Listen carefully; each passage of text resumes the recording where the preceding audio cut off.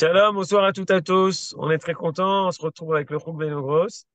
Et Michael, tu veux nous parler bien sûr de la paracha, parachat Acharemot, et de la notion de kapara.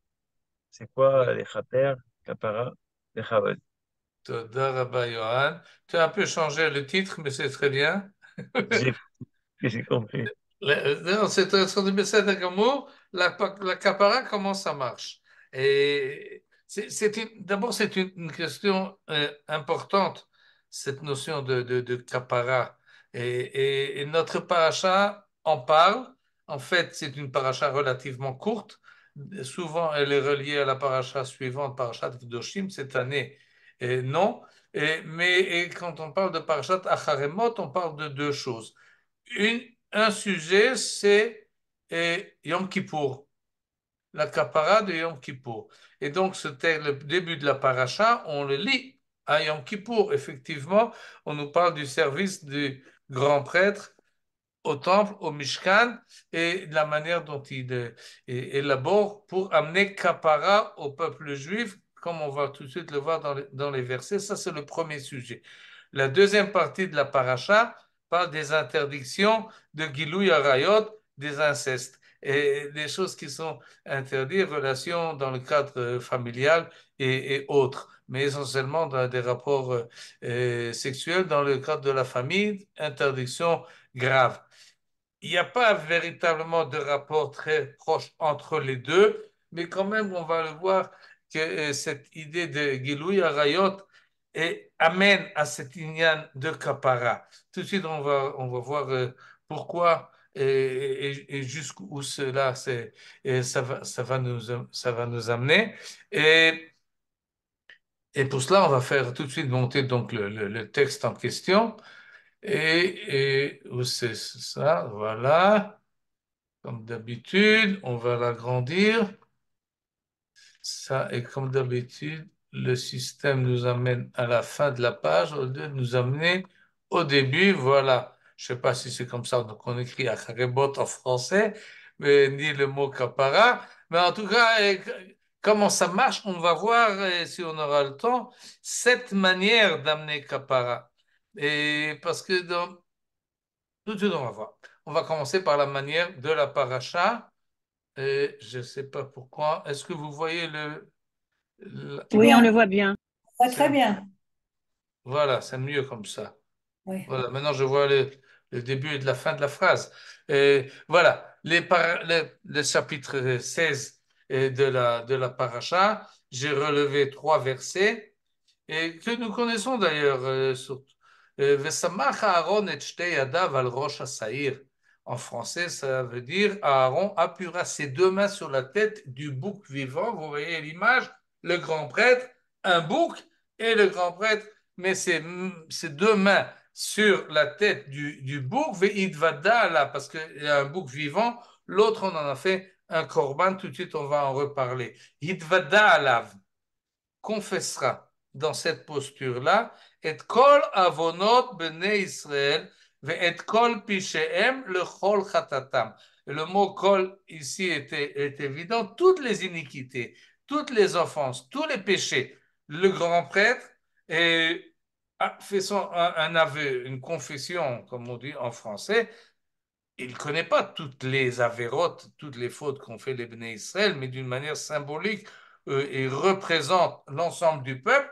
Et donc, il fait passer véritablement les fautes qu'il a prises sur, je sais pas, il n'a pas pris sur lui, je ne sais pas où il les possède, mais en tout cas, Venatan Otam, oui, il les fait passer. Et ça, c'est sur la tête du bouc. Nathan Otam al Rosh Hassaïr. Maintenant, sur la tête de ce bouc-là, le pauvre, il a toutes les erreurs, toutes les fautes, tous les péchés du peuple juif sur sa tête. Et alors, qu'est-ce qu'il va en faire? Eh bien, il l'enverra, on le sait, sous la conduite d'un express. Oui, aujourd'hui, il y a des compagnies qui font oui, FedEx, il nous envoie. Alors, c'est le FedEx de l'époque. Il envoie Shilach Biyad Ishiti Amidbara. Il envoie le bouc émissaire, comme on l'appelle, dans le désert. Et ce bouc, je ne sais pas s'il est conscient, mais du verset 22, il est marqué, Venassa asaïr alav et kol avonotam eleret gezerah. Il porte sur lui toutes les iniquités dans une contrée solidaire ou dans le désert. On ne retrouvera plus ni le bouc, ni les péchés. Veshilach et asaïr bamidbar. C'est très, comment dire, c'est très plastique, c'est très concret, c'est très, et bien qu'on fait passer quelque chose qui est abstrait, c'est les fautes. Sur la, mais il y a quand même un sentiment, voilà, j'ai plus de fautes, moi, enfant d'Israël, par l'intermédiaire de mon grand prêtre, et mes fautes à moi sont passées sur la tête de ce bouc, et maintenant mes fautes sont parties dans le désert. Je suis donc libéré entièrement des fautes que j'ai commises. Ils ne sont plus ici, ils ne sont plus chez moi, ils sont dans le désert, ils ont disparu. Et ça, c'est pas seulement à l'époque de la sortie d'Égypte et lorsqu'ils se promenaient effectivement dans le désert du Sinaï ou du Negev. Vaïta zot lachem le chukat olam, nous dit à la fin de ce chapitre-là, la Torah nous dit que ça, ce processus sera pour vous le chukat olam, le chaper al bnei Israël mikol chatotam achat bashana. C'est ainsi que vous ferez chaque année, effectivement. On a des témoignages que c'est comme ça ça se faisait chaque année, le 10e jour du mois de Tishrei, accompagné d'un jeûne, le grand prêtre faisait passer relever les enfants d'Israël de tous leurs péchés, une fois l'année. C'est un système extraordinaire. Ce n'est pas le seul que nous avons dans la Torah. On a déjà vu, et d'ailleurs le jour de Kippour, il y en a un autre. Le deuxième bouc, c'est Korban Khatat. Oui, c'est un korban, un sacrifice, comme on traduit d'habitude, expiatoire. Et ça, on en a déjà parlé lorsqu'on en a parlé de la parashat Vaïkra et parashat Tzav, que effectivement, dans la liste des korbanot, il y a ce qu'on appelle korban khatat. Celui qui a fait une faute, il en est conscient, il amène un korban, il amène un animal et il l'immole en ce nom-là, on en a déjà parlé, et donc il y a aussi ce système, disons, cette procédure du korban khatat, le chaper, qui amène une kapara. On a donc deux choses. Une, c'est le korban, et deuxièmement, c'est le saïr, l'azazel, qui prend avec lui et tous les fautes de Bnei Israël. À propos du korban, on ne va pas s'attarder beaucoup là-dessus, mais comment ça se passe exactement, les chachamim, pas dans la Torah. Dans la Torah, comment dire, c'est pas précisé comment exactement le processus fonctionne. Pourquoi est-ce que parce que j'amène un taureau ou un bélier ou un agneau, alors je suis pardonné. Comment ça fonctionne? Mais les chachamim parmi les générations se sont posé la question, et entre autres le Ramban, Rabbi Moshe ben Nachman, qui lui nous dit, oui, parce que le sacrifice est un substitut.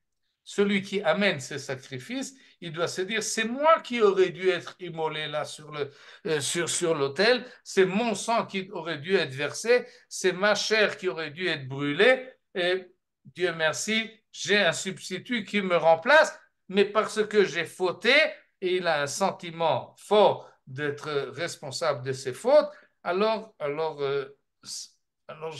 oui, il me remplace. Et par cela, ma faute est annulée. C'est accompagné en plus d'un vidouille, idvada. Oui, là aussi, le Kohen Gadol fait un vidouille, et c'est-à-dire, il prend la responsabilité de ses actes. Cette responsabilité-là, il l'assume, et il dit, bon, j'aurais dû être puni de telle manière, et je n'ai plus le droit de vivre si on mène ça à l'extrême. Alors, Akadosh Baruch Hu m'accorde une nouvelle vie, malgré que j'ai péché, je recommence à zéro à partir de maintenant. C'est ce qui se passe avec le Korban Khatat, avec le sacrifice expiatoire. Et c'est ce qui se passe à peu près avec le saïr, mais d'une manière beaucoup plus générale. Ce sont les fautes qu'on ne connaît pas, qu'on n'est même pas conscient qu'on a fait, que le Kohen Gadol, évidemment, il prend pas la liste de toutes les fautes. Il fait un vidouille d'une manière générale, et comme dans les textes que nous disons à Yom Kippour, Asher Chatou, Asher Avu, toutes les fautes qu'ils ont fait, à Kadosh Baruch Hu, tu pardonnes, et à Kadosh Baruch Hu pardonne. Maintenant, quand on dit kapara, là, c'est comment c'est traduit? C'est traduit afin de relever les enfants d'Israël de tous leurs péchés. On les relève. C'est une bonne traduction. C'est pas vraiment pardonner, c'est plus fort. C'est pas expiation, c'est annulation de toutes les fautes. Effacement.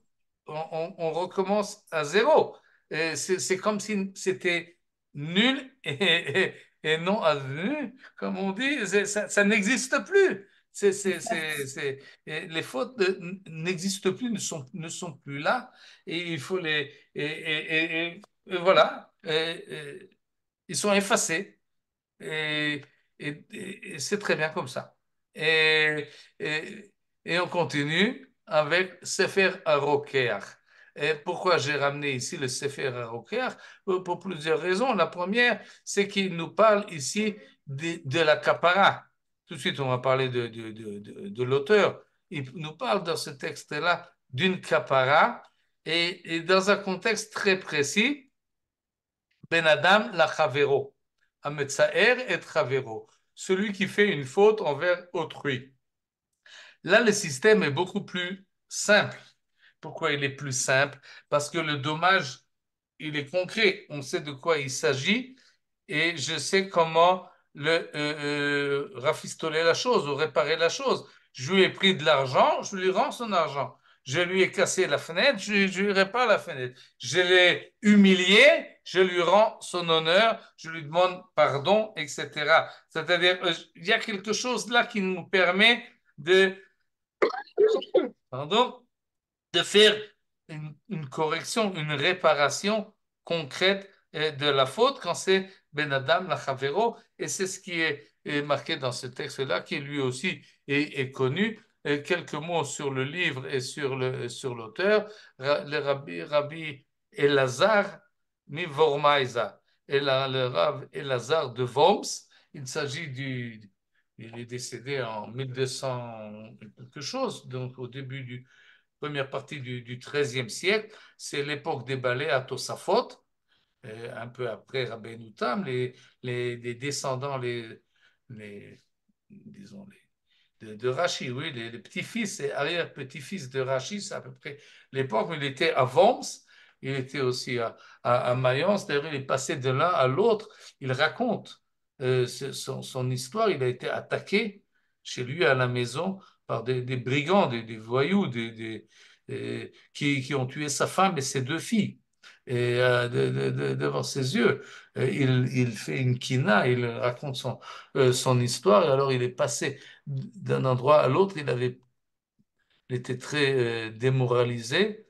Et pour se remettre, il a décidé d'écrire ce livre-là, Sefer HaRokeach. Rokeach, c'est Bet Mirkachat, oui, on reçoit des remèdes pour se remettre, pour se renforcer, La se, pharmacie.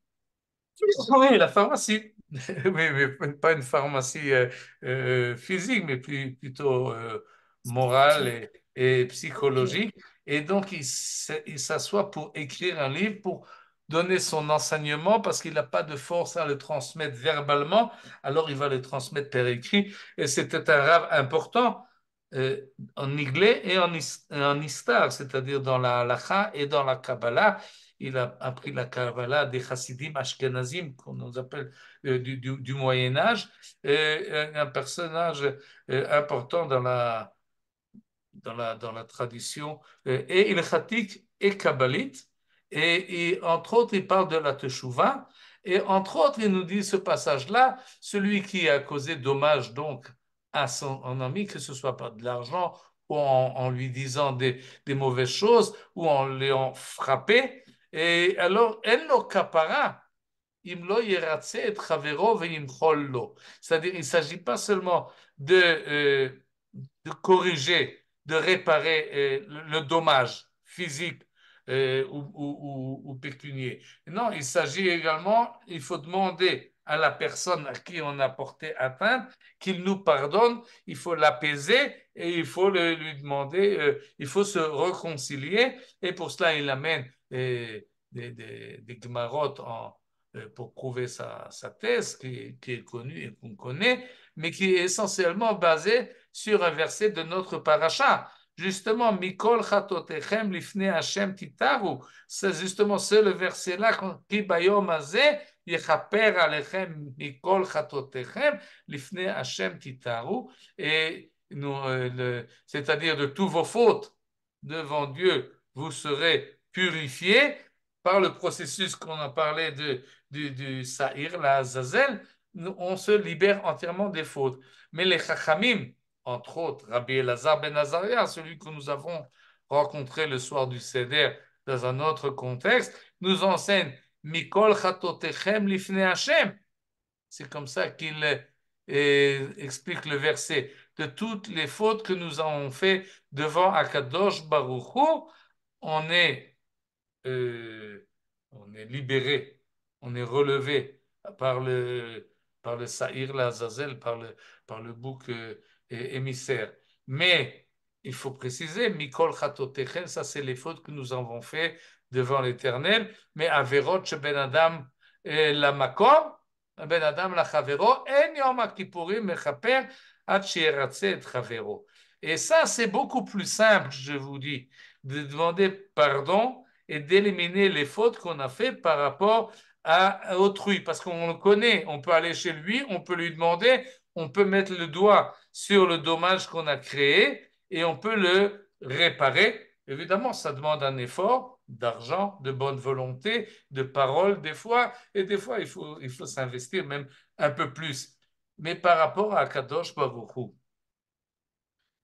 c'est beaucoup plus compliqué. Pourquoi c'est beaucoup plus compliqué? Parce que où est le mal que je dois corriger? Qu'est-ce que j'ai fait? Je ne sais pas. Oui, je regrette ce que j'ai fait. Mais alors, comment je vais le corriger? Je n'ai pas de possibilité de corriger. Et j'ai transgressé Shabbat. Alors maintenant, comment je corrige cette transgression? Je ne peux pas la corriger. C'est quelque chose d'entièrement abstrait. Je ne sais pas mettre le doigt sur le problème que j'ai créé, si j'ai Bichlal créé un problème. Et donc, c'est un sentiment qui me frappe et qui me pèse. Oui, je suis alourdi par ma faute et je n'arrive pas à m'en libérer. Alors, évidemment, le système du bouc émissaire, eh ben, il est extraordinaire.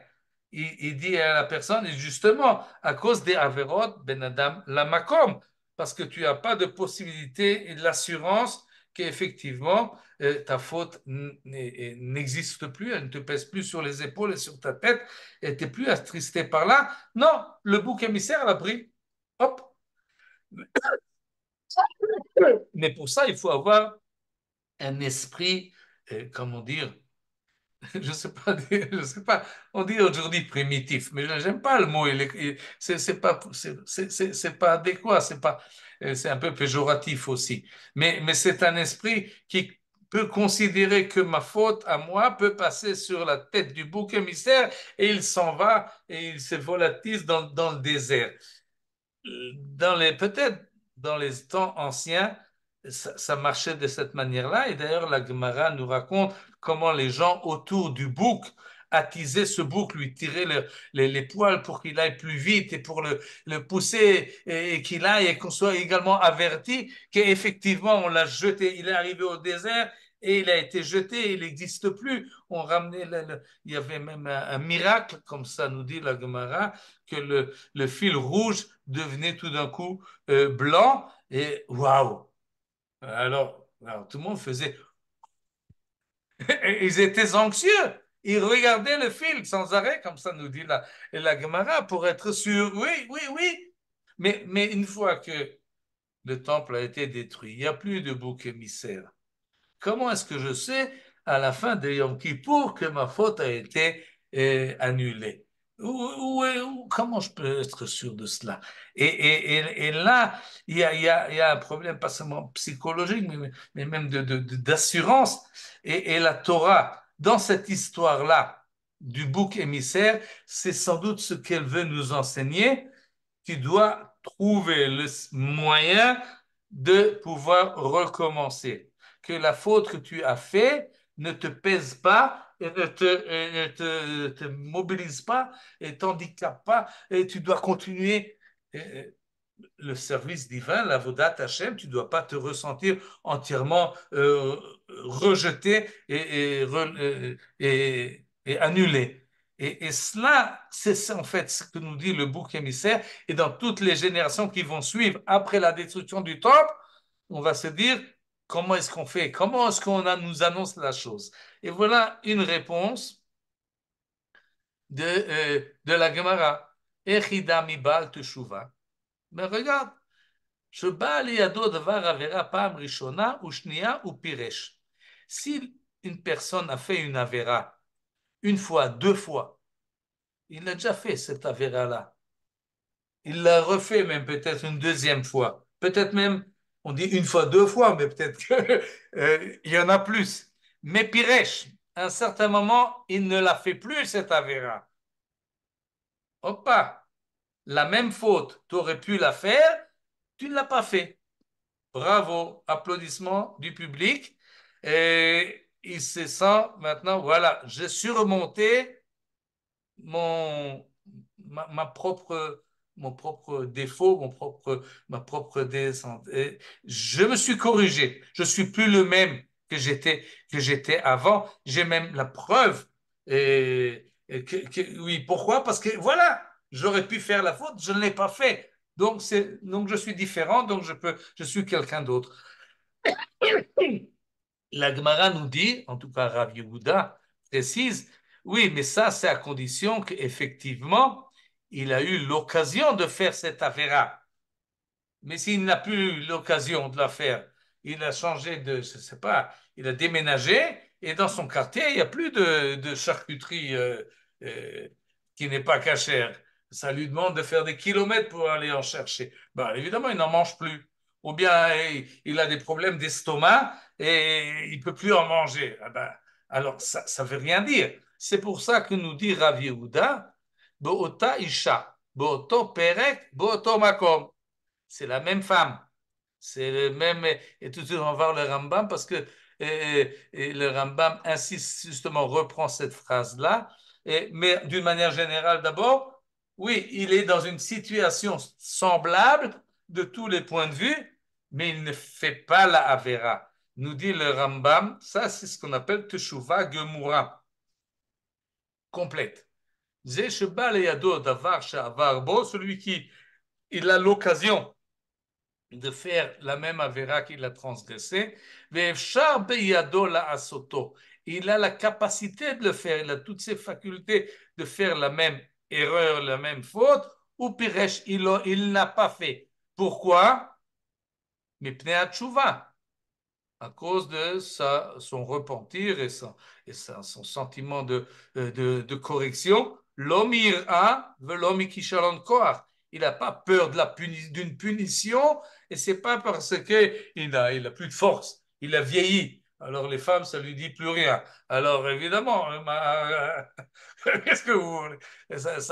C'est pas, c'est une chouva à la Chabet, il dit, oui, bon, c'est aussi une chouva. On peut faire chouva et le Rambam insiste, évidemment. Par la suite, il dit, non, quelqu'un en fin de sa vie peut faire tchouva, il peut corriger mentalement toutes les fautes qu'il a fait pendant sa vie. Évidemment, il y a un problème de sincérité, mais ce n'est pas ce qu'on peut appeler tchouva gemura. Pourquoi elle n'est pas gemura? Elle est très sincère, elle est valable devant l'Éternel. Mais dans son fort intérieur de la personne, il ne s'est pas prouvé à lui-même qu'il est quelqu'un d'autre, qu'il a changé.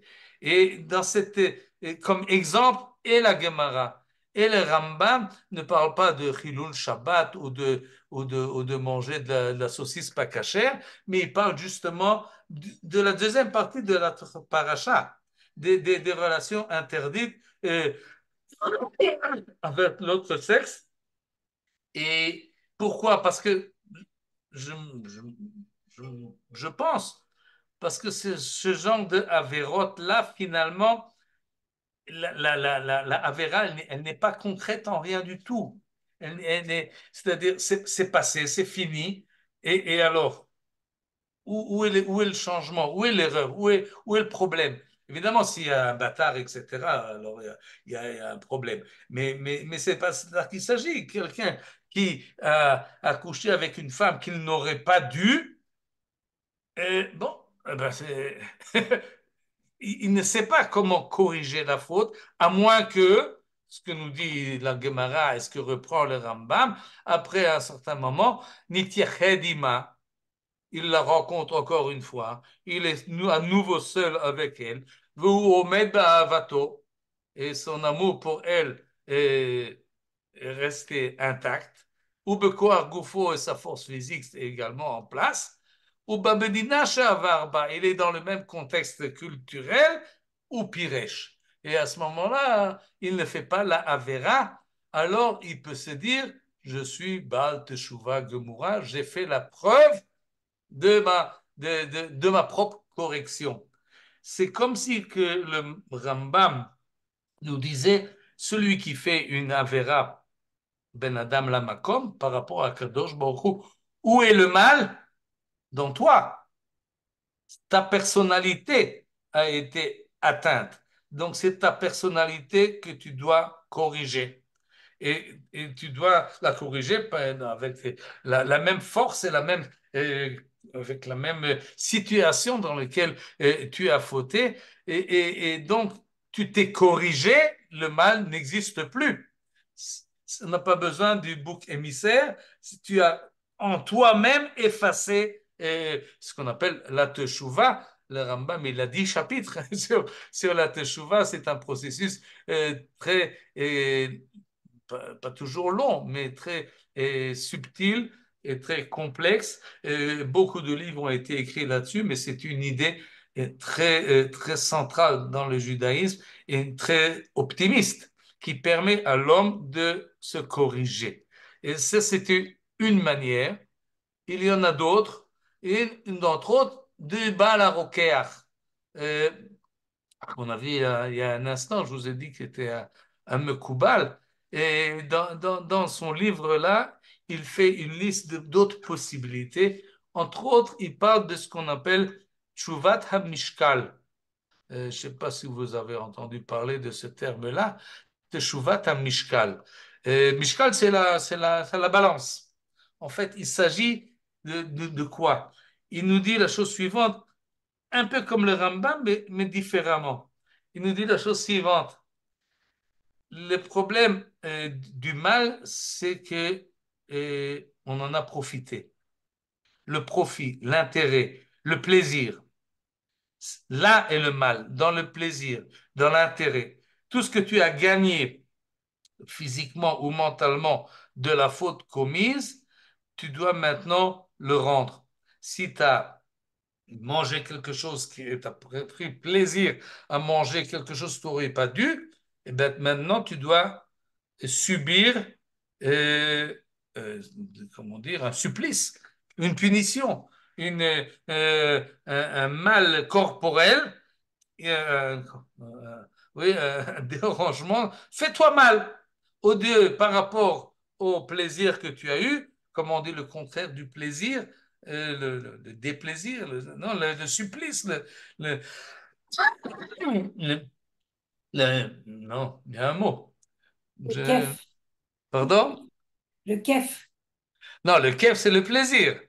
Mais l'inverse, le non-plaisir, Le désagrément.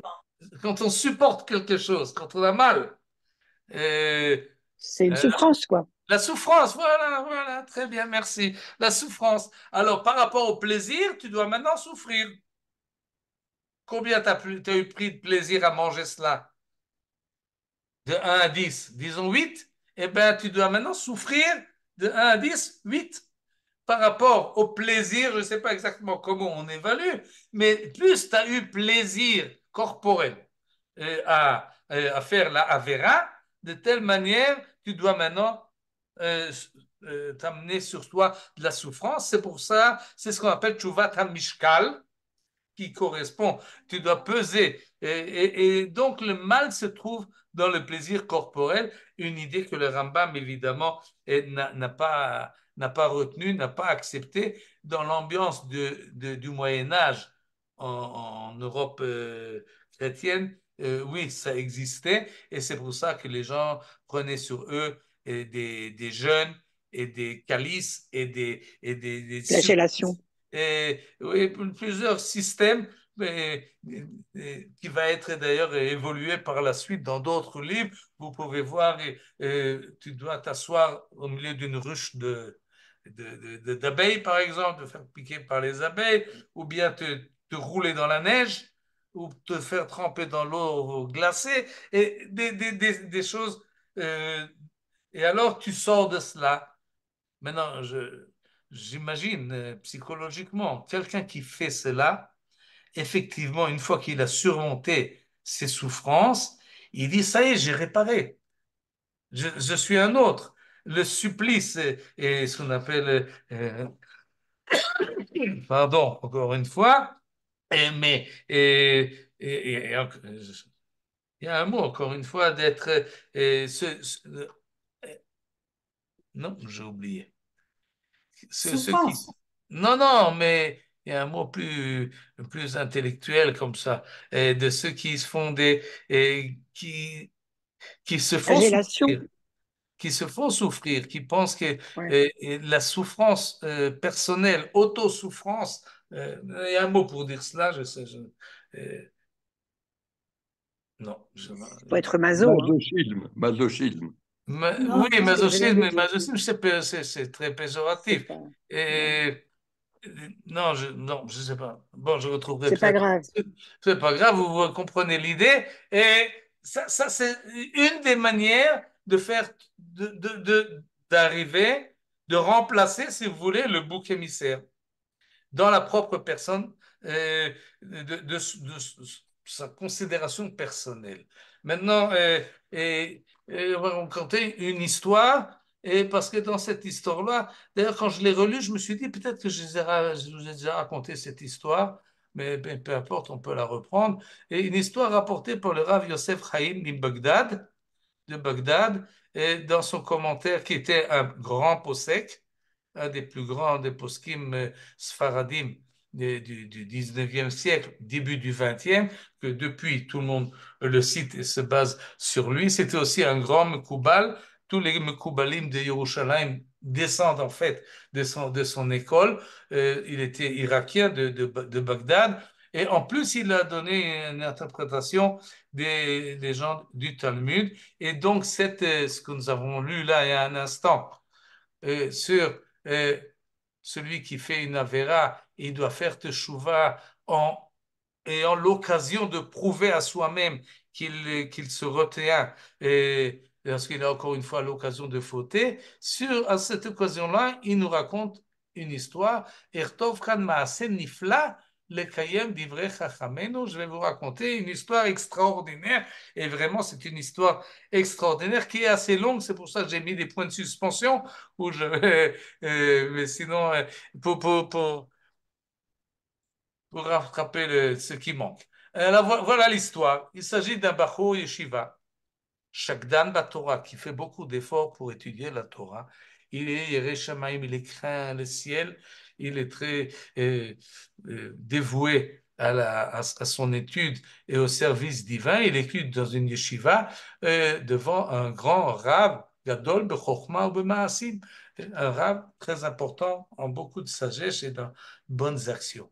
Et ce Bachour, là, il a posé Limudo, c'est un des meilleurs de la classe, du Beth Midrash. Il n'arrêtait pas d'étudier. Maintenant, un jour, le Rav n'était pas là.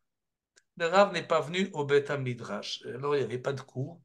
Alors le Bachour dit, bon, c'est l'occasion de faire un petit tour dehors. il va se promener dans la nature. Il arrive à un verger. Dans ce verger, il y a aussi un bassin. Et comme il fait bon, il enlève un peu sa chemise ou son, hein, et il s'assoit sur la banquette autour de l'eau. Le bassin était assez profond, il faut le dire. Et d'ailleurs, celui qui raconte l'histoire nous donne les mesures. Et il y avait beaucoup d'eau. Et il se met donc sur cette banquette. Tout d'un coup, arrive une demoiselle. Pour l'histoire, elle n'est pas juive. Et on l'appelle Zona.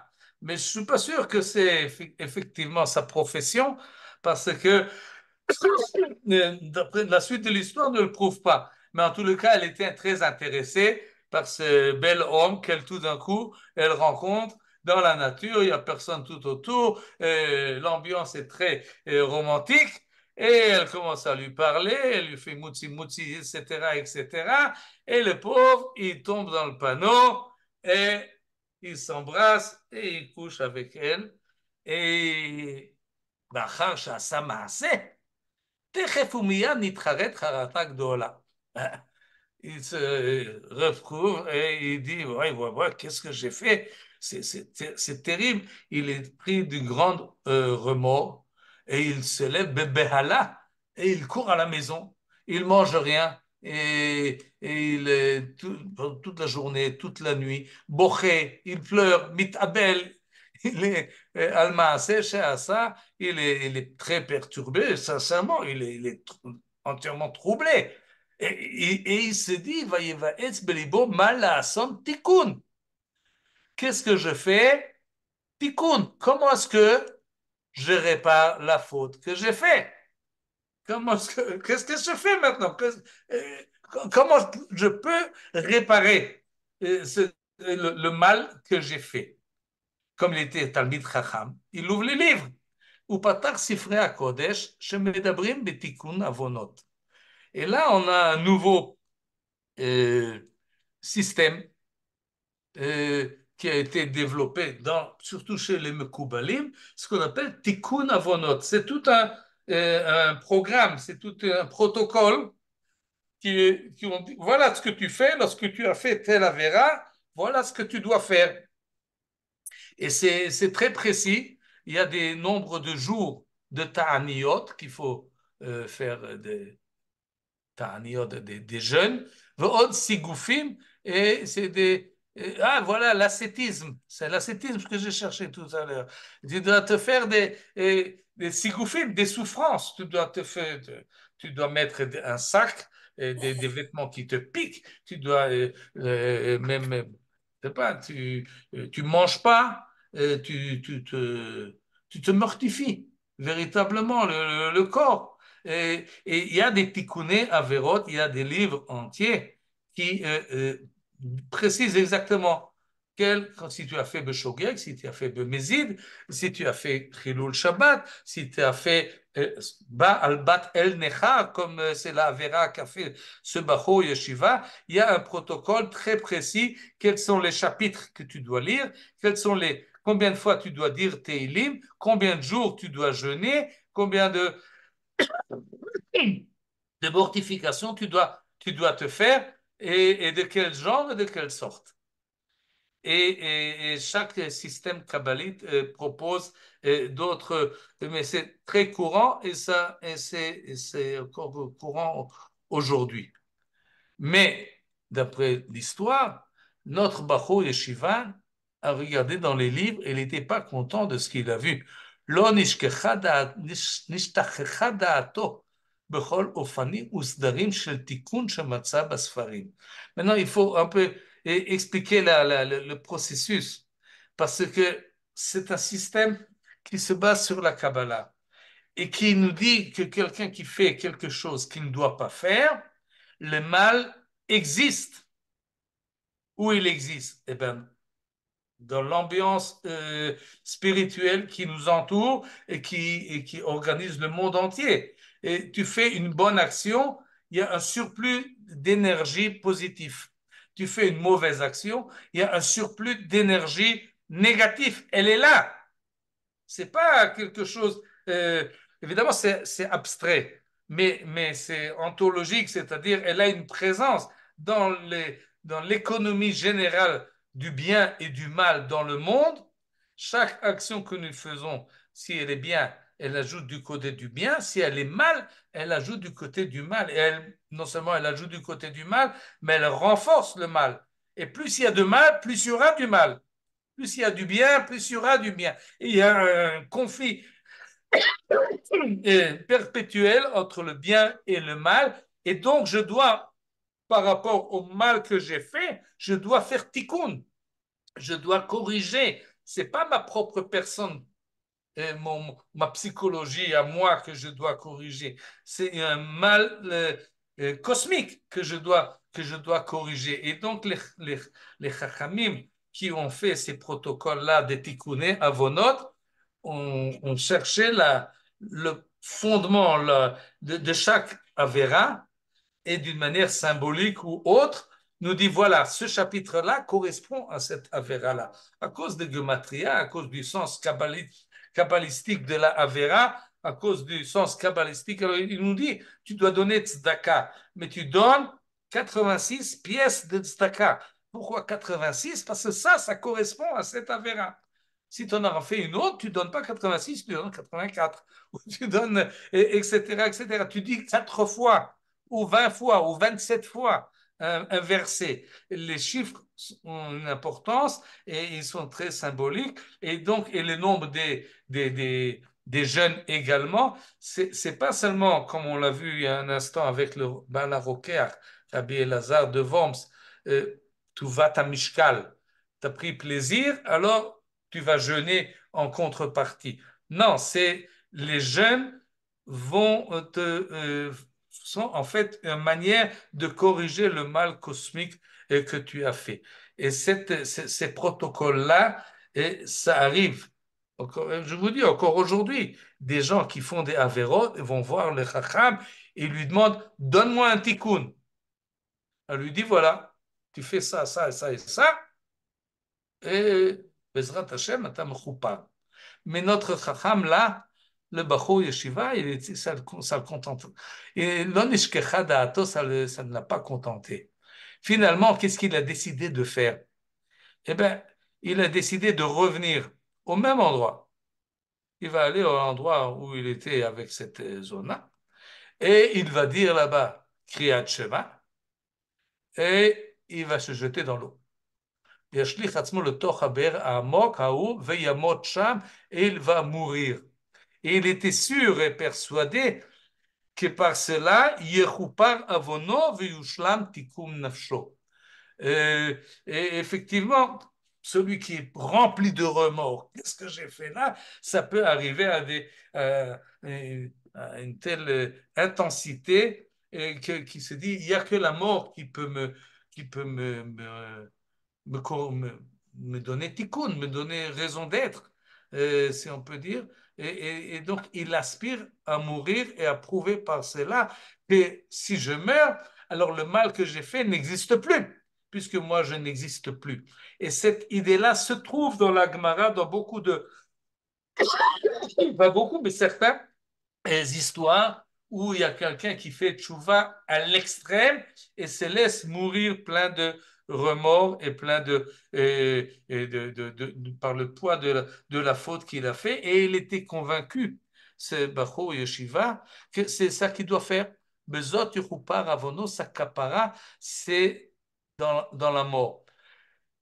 Même le Rambam nous dit, dans le Chot Teshuvah, que finalement, il y a des avérotes qu'on peut faire Teshuvah, mais il y a des avérotes qui sont très graves. Et donc, on ne peut pas faire Teshuvah, ça ne suffit pas. Il faut des fois, en plus, subir des yissourim, pas des supplices, mais des souffrances dans ce monde-ci. Et même, il y a des choses que ces souffrances-là ne suffisent pas. Il n'y a que la mort qui finalement peut amener pardon à la faute que nous avons faite. Et il s'agit essentiellement de Chilul Hashem. Comme ça nous dit le Rambam, sur Chilul Hashem, parce que pour le Rambam, Kiddush Hashem, c'est l'essentiel, c'est la raison d'être de toutes les mitzvot, de toute la vie. Et donc, la mort al Kiddush Hashem fait finalement Kaparash Shlema. Et c'est dans cette idée-là peut-être que le Bacho dont on parle là a pensé qu'il doit faire. Et donc il va aller au même endroit. Il est allé, il est retourné le lendemain matin. On va raconter l'histoire un peu, l'épisode suivant, un peu plus rapidement. Il arrive, il se met sur la banquette, il dit Shema Israël Hashem Elokeinu Hashem Echad. Et il va se jeter dans l'eau. À ce moment-là, l'attrape la même femme qu'il avait vue hier et qui s'était dit peut-être je vais revenir au même endroit et je vais retrouver le bonhomme que j'ai vu hier. Et encore une fois, elle recommence. Et lui dit, mais laisse-moi. Et elle l'attrape et elle recommence son histoire. Et je dis, c'est pas possible, moi je veux me jeter dans l'eau, mais je sais pas qu'est-ce que j'en fais. Et si je me jette là maintenant, elle va crier. Et si elle va crier, ben, il y a des gens qui vont arriver, ils vont me sauver. Et alors, à quoi ça sert que je me mette dans l'eau? Finalement, il est parti. Il l'a laissé sur place, il ne l'a pas laissé, il ne s'est pas pris son engrenage. Yatsa mina pardes, il est sorti du jardin du pardes. Velo alach le béto. Il n'est pas allé à la maison cette fois-ci, il n'a rien mangé, il est retourné à la yeshiva. Et il a pris la décision, demain, j'irai encore une fois là-bas, mais beaucoup plus tôt, il fera à peine jour, et à ce moment-là, elle ne sera sans doute pas là. C'est dommage que c'est repoussé à demain, mais au moins je vais faire ça le lendemain. L'histoire passe à la yeshiva, il va tout de suite rentrer dans le Beth Midrash, mais en attendant, et il s'était attardé. Les Talmidim sont déjà rangés sur chacun à sa place. Le Rav a déjà commencé son cours, et dans ces points de suspension-là, le Rav Chacham Yosef Chaim nous dit, le Rav il s'est endormi au milieu du cours, et il a rêvé un rêve. Et dans son rêve, il rêve de qui, de quoi? Il rêve justement de son meilleur élève qui n'est pas là. Il pense à lui et il rêve de lui et il voit tout d'un coup un serpent qui sort d'un puits. Et le serpent, il a 3 têtes et le serpent va l'attaquer et il va le manger, il va l'avaler. Mais le bacho, il sort un couteau. Et il a tellement peur du serpent qu'il va se transpercer le cœur pour pas mourir dans le supplice du serpent. Et tout d'un coup, le couteau l'échappe et s'envole et coupe la tête du serpent. Et à ce moment-là, le Rav se réveille. Et il se dit, qu'est-ce que c'est que cette histoire-là? Je ne comprends pas de quoi il s'agit. Et il regarde les élèves, il dit, mais il n'est pas là non plus aujourd'hui. Où il est, mon élève? Alors il amène son charat, il dit, va le chercher mon élève. Le charat sort pour chercher l'élève et qui arrive? Justement, le bachour qui arrive maintenant en retard, il rentre dans le Beth Midrash et le Rav le voit, mais pas seulement le voit. Et Et il lui dit, voilà, tout ça, c'est resté. Voilà, je suis déjà ici. והרב עמוד דק של אור זקוף למעלה מראשו של התלמיד, וכל התלמיד לא ראו זאת.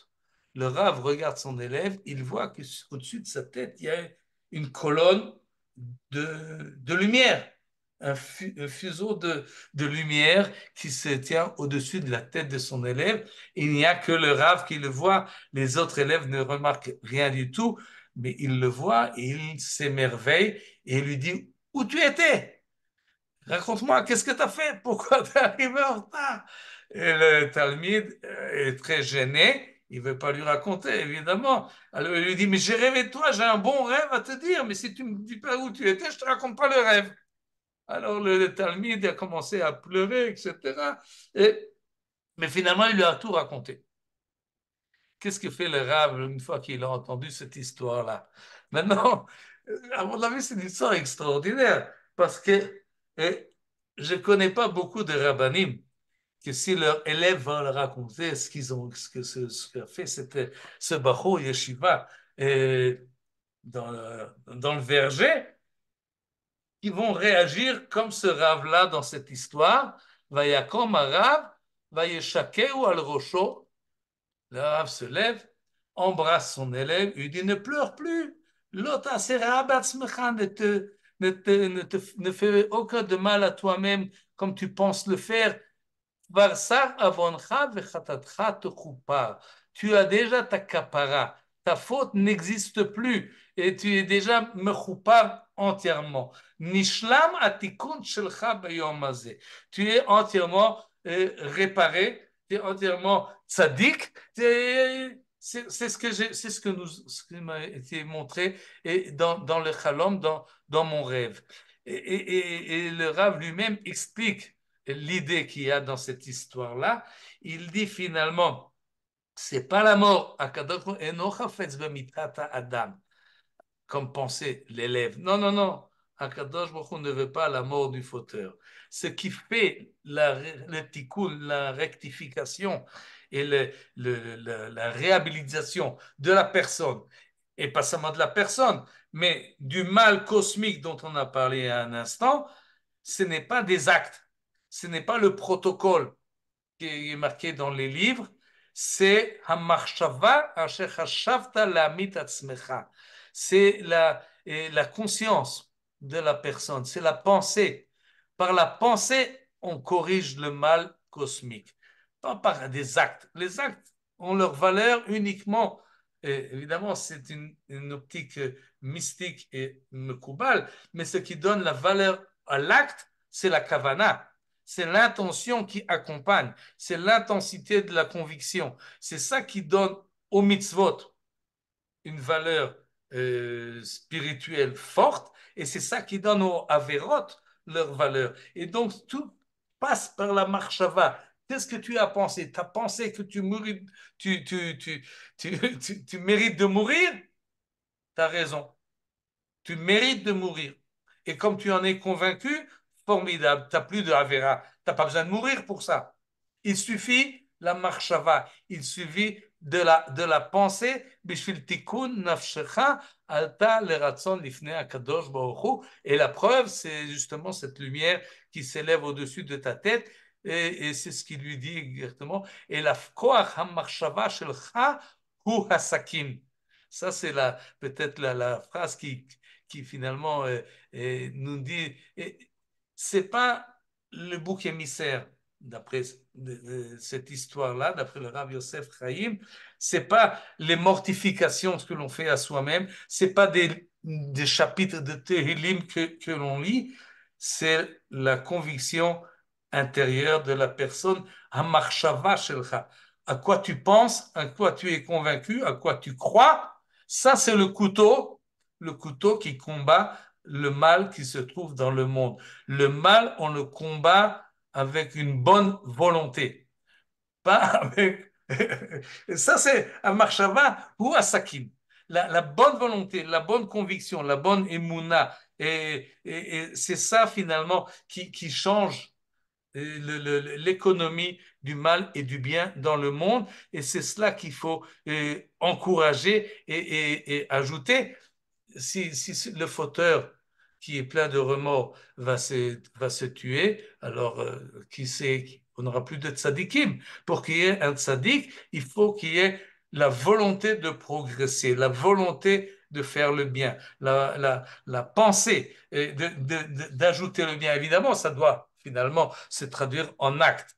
Mais la force de la chose provient justement de la pensée et de la concentration plus que la manière dont on l'exprime dans les actes. Et donc finalement, il dit tout ça au Talmud, וישמח התלמיד בדברי הרב, והאמין בעצמו, שנתקן עוונו ונתרצה לפני המקום ברוך הוא. Et donc, l'élève de cette manière-là, par l'intermédiaire de son maître, qui était Chacham, et dans Bemaasim ou Bechokma, oui, et aussi très, très proche de son élève, et il le comprend très bien, et il arrive à lui redonner confiance en soi. Vehemin be'atzmo, il lui a donné la force. Nitkan avono, ma faute est nulle et renvoyée je sais pas, dans le désert, ou maintenant, vous voyez comment on est passé finalement d'une sorte de capara qui se trouve dans la paracha, qui est et très concrète, une manière beaucoup plus subtile, beaucoup plus psychologique, beaucoup plus spirituelle, mais l'idée reste la même. Celui qui a fait une avéra, et il n'y a pas personne qui n'en fait pas, et peut l'annuler. De cette manière-ci ou de cette manière-là, chaque époque et chaque système a une autre manière de penser, mais l'idée centrale de la paracha, parachat Hashavua, parachat Achemot, avec Yom Kippour et Issurei Arayot qui se complètent, vient nous dire il n'y a pas d'Avera, il n'y a pas de position de l'homme qui ne peut pas être réparé. Et je pense que il y a là une force extraordinaire de, de, de croyance et dans l'homme et dans ses facultés de se corriger et une psychologie très, très profonde du sentiment du fauteur. Et cela ne doit jamais être une raison pour que finalement il continue de dire je suis un vaurien, je n'ai pas de valeur, alors évidemment j'enlève tout. Non, là où tu te trouves, tu peux recommencer à vivre et à marshava ou à sakin, le couteau qui coupe la tête du serpent. Et l'allégorie de ce rêve-là, il est évident, elle est évidente. Oui, ce qui coupe la tête du Yetzerara et du serpent, c'est finalement la marshava, la pensée de l'homme, et c'est cela qu'il faut essayer d'améliorer. C'est une très belle histoire, tout là. L'histoire Finalement, de la la Gemara, notion c'était dans la de, Gemara. Pardon, un après l'autre. C'est une histoire de la Gemara, dans la Non, Gemara. non, non. C'est une histoire qui a été écrite par le Rav Yosef Chaim. Il raconte beaucoup d'histoires. Oui, on a vu l'année dernière. Mais beaucoup d'histoires, il prend du folklore euh, arabe Le ou Rida, le Rida. juif ou des livres qu'il a lus. Ça, c'est une histoire, je suis convaincu, il l'a inventée. C'est pas. D'ailleurs, il l'écrit très bien, c'est écrit en ivrite, et il le raconte très bien, mais oui, il veut montrer finalement, il y a possibilité. Beoto makom, beota isha, beoto perek, il veut prouver que oui, il faut croire dans la teshuvah. C'est ce qu'il essaie de montrer et il le montre par cette histoire-là qui est vraiment. Je ne connais pas d'autres rabbin qui se permettrait de raconter de telle manière. Et il le raconte en public, il l'écrit. C'est vraiment formidable. Mais il y a une légende il y a une légende d'un serpent à trois têtes, une légende écossaise, anglaise, donc c'est marrant qu'il Je n'ai en pas parle comme entendu. ça. J'ai dit, il y a une légende d'un serpent à trois têtes dans la Oui. littérature anglaise, écossaise, donc c'est marrant, quoi. Non, J'ai étudié, peut-être c'est qu'il l'a pour pris ça de que je me là-bas, rappelle. peut-être qu'il l'a pris d'ailleurs. Je sais Il y a pas, je sais encore pas, d'autres mais c'est... éléments dans l'histoire qui rappellent, par exemple, Yosef et la femme de Potiphar, qu'il met dans des allusions au verset, ou bien d'autres choses, d'autres histoires qui existaient, mais l'ensemble de l'histoire, il semble que c'est une invention, une création. Je peux vous poser une question, Oui, parce que Bevakasha. Moi c'est aussi. toujours au masculin, hein. Quoi, la Teshuvah ou la Avera? Il n'y a pas de femmes qui font des avérotes. Elles font faire des avérotes, les malheureuses. Mais non, je suis extrêmement impressionnée par le peu de féminité. Il n'y a pas de femmes qui font des avérotes. Elles aident à l'homme à faire des avérotes. D'abord, de manière générale, c'est possible. la Les Ténora, hommes font plus d'avérotes que les femmes. Et c'est pour ça qu'ils ont d'ailleurs plus de mitzvot à faire pour un peu les limiter, les contrôler. Moi, ce qui m'a choqué, la Ténora de Myriam. Maintenant, il y a des avérotes qu'un homme ne peut pas faire tout seul. Il a besoin comme le tango, ça se danse à deux. Maintenant, mais le public de Rav Yosef Chaim, c'est des hommes dans le Beth Hamidrash, c'est à eux qui s'adressent et pas aux femmes. Il a aussi des histoires pour les femmes, mais je crois que par pudeur, il va pas commencer à raconter les avérotes des femmes. Et bien qu'évidemment, ça existe. Tout, La Shonara de Myriam. tout le monde le sait. Et la Shonara de Myriam, on va pas en parler, on va pas dire de la Shonara. C'est Moi, ce pas qui Euh, un m'a choqué prototype. dans votre exposé, c'est que Pardon? moi, ce qui m'a choqué dans votre exposé, c'est Oui. le pénitent qui va chez le Chacham, qui lui dit, tu diras, je sais pas combien de fois, tel verset de psaume. Ça semble trop catholique d'aller chez le curé et tu diras 10 paternoster et tout va bien. Et oui, vous avez raison. C'est d'ailleurs pour ça, je crois que dans cette histoire-là, il y a une critique. Oui, lorsqu'il dit que le Bachou Yeshiva, il ne se contentait pas de du tikkun qu'il trouve dans les livres, et il y a une certaine critique de cela. Et le Rav Yosef Chaim lui-même, on allait chez lui pour lui demander tikkunim, et il a écrit lui-même des tikkunim de ce genre-là, mais par ailleurs, il écrit, faites attention, c'est pas un système mécanique. C'est pas, on dit 10 chapitres, et alors on donne tant et tant de tzedaka, et alors ça y est, on est blanchi. Et ça, il a peur un peu de ce système-là parce que ça existe. Effectivement, ça existe. Et il a une histoire d'ailleurs, une autre histoire avec un homme qui, comment dire, il trompe une femme et il se présente comme un grand sadique et il lui explique, on peut faire la Avera. Ensuite, je te donnerai un tikkun et tout va s'arranger.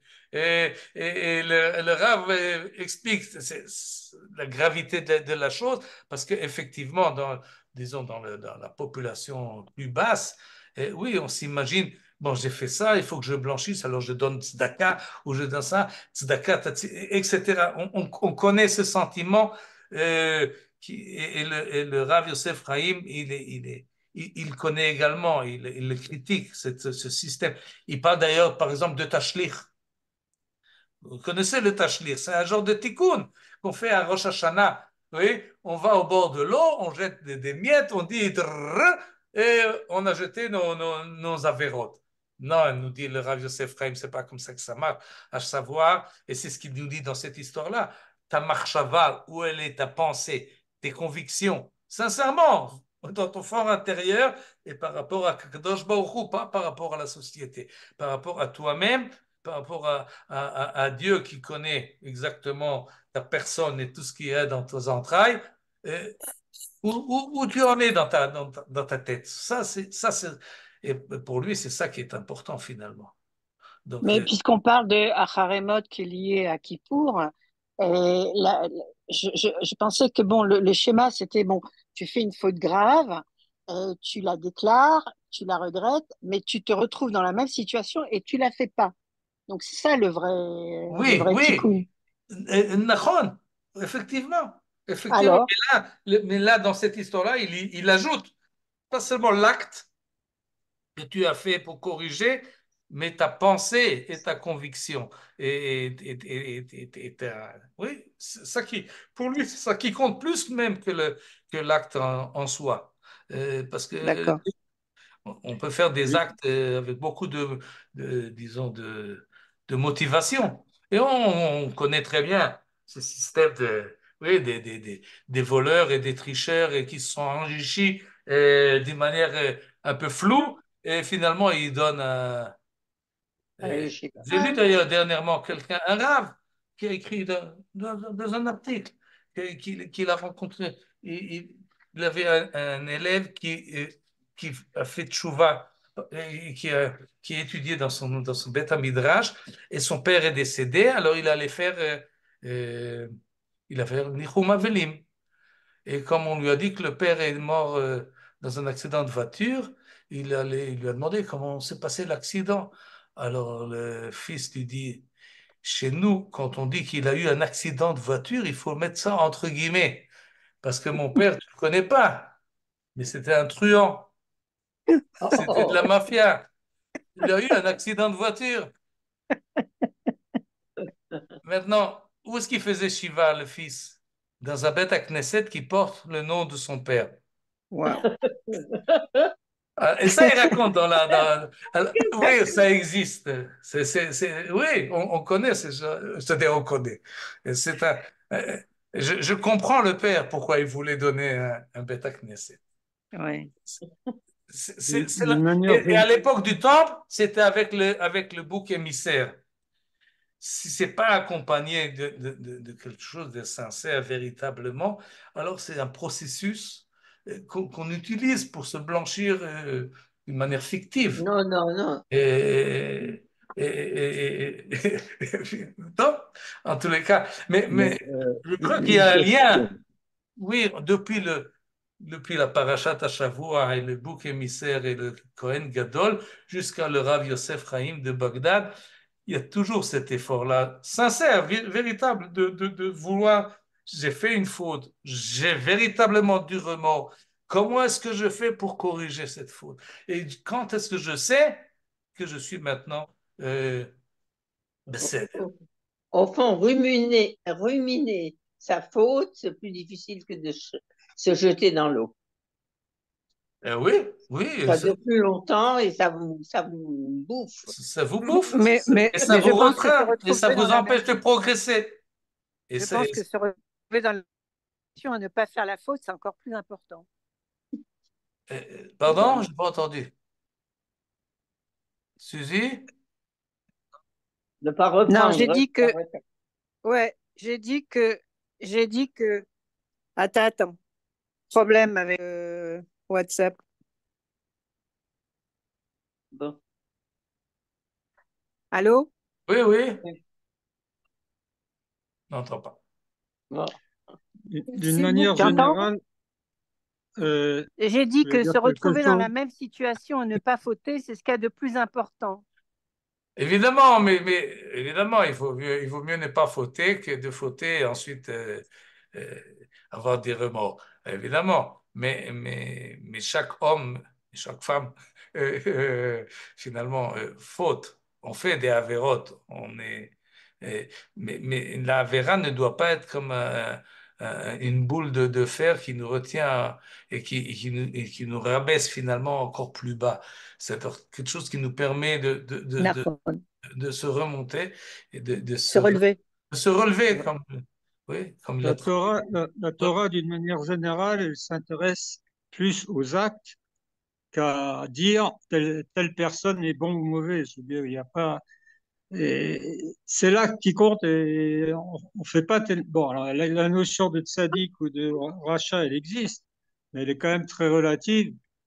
Et je veux dire, la Torah, d'une manière générale, nous dit et nous prescrit ce qui est autorisé et interdit, et nous propose aussi, nous permet de faire tchouva.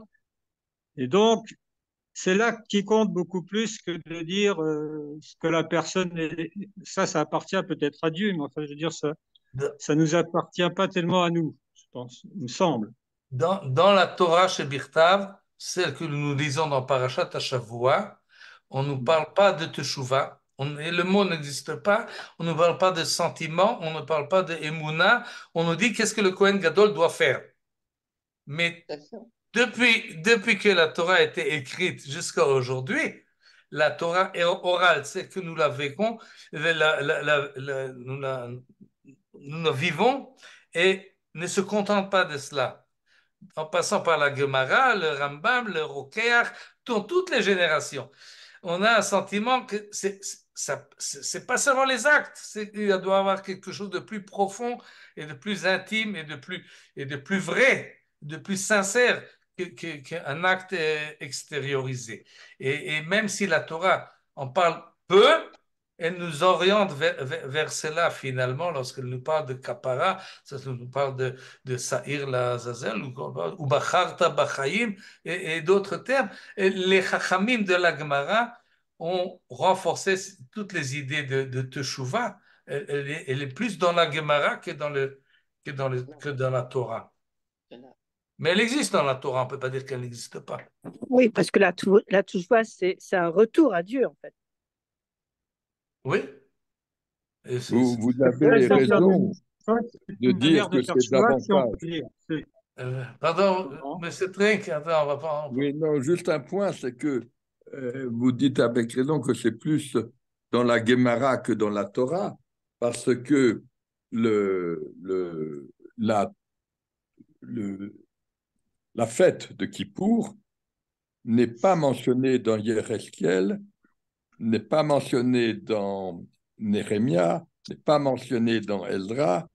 Donc, ça, Oui. c'est une autre, je veux Ah, dire, il y a une autre source d'inspiration, quoi. non, mais elle se trouve dans le livre de Vaïkra et à plusieurs reprises. Mais ça, moi, il y a encore d'autres choses qui manquent dans Yecheskel, Ezra et Nehemia. Mais c'est vrai que les Chachamim ont insisté là-dessus. Et ils nous ont dit, par exemple, Caïn Asat Teshuvah ou Reuven Asat Teshuvah. Mais c'est pas marqué dans la Torah. Il faut chercher ça, c'est pas évident.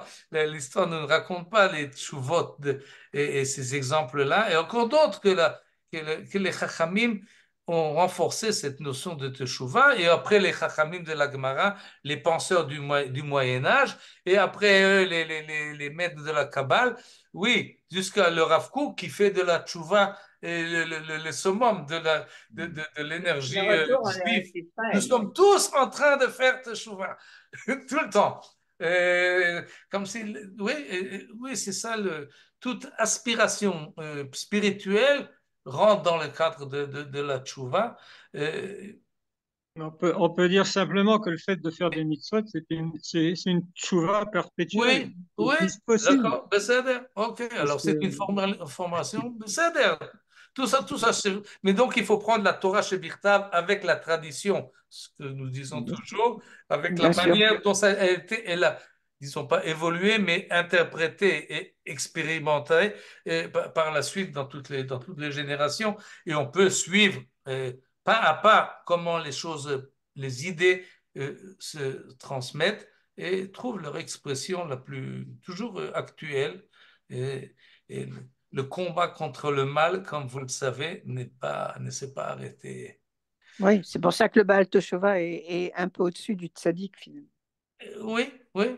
Par exemple, cette phrase-là de Chazal, il faut Ouais. במקום שבעלי תשובה עומדים, Arié, oui. צדיקים גמורים אינם יכולים לעמוד. Nachon. נכון? Ça, Merci c'est Chazal. beaucoup. שנזכה Merci beaucoup. לתשובות רבות. Merci. Merci. Toda rabba, Merci Michael. beaucoup. טוב, שבת שלום. Shabbat Shabbat shalom. shalom. Merci Acharemot. beaucoup, Shabbat Shalom. Merci beaucoup, Shabbat Shalom. שבת שלום.